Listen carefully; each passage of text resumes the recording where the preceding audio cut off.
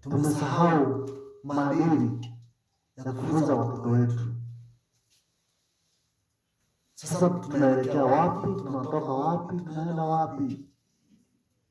Tunaombea nchi yetu ya Kenya, Mungu atusaidie.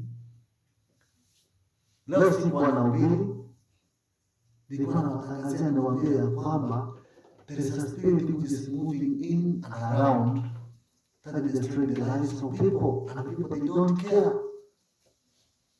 And this is the kind of people God came for. If we want to prepare a place for us, so who can be saved?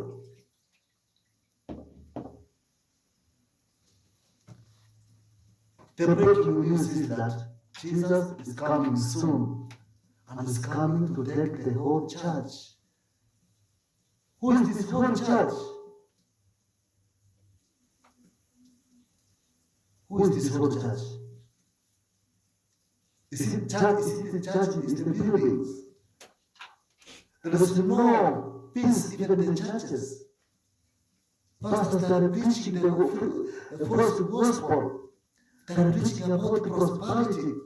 They are preaching, they don't care. Wasichana wanakuja church kama wamevaa miniskirts, trousers. The Bible says in the book of Deuteronomy, yeyote ambaye anavaa nguo ambayo si halali yake, hiyo ni chukizo mbele za Mungu. What are we preaching? Na they don't care as long as unatoa sadaka. They have the money. Where can we find the true gospel? Unasikia pastor wamefanya vituko, wamebeba watoto, mtu anashika matiti mwanamke kanisani. Vitendo mingi tu mmekuwa mkisikia na kuwatch. It is a good illustration that Jesus is coming soon. Are we prepared to receive him on the cloud?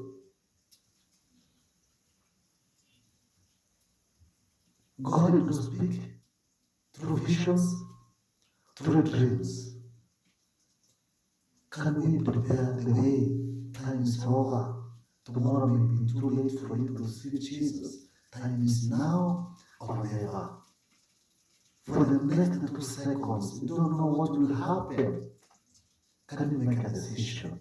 My precious people, wherever you are watching us from all over the world, tonight, God is going to do something in your life. For those who have no job, pray to God. Kneel it down. Go to your private room. Talk to him. Tell him how you are suffering. Tell him what you need. And God is so faithful.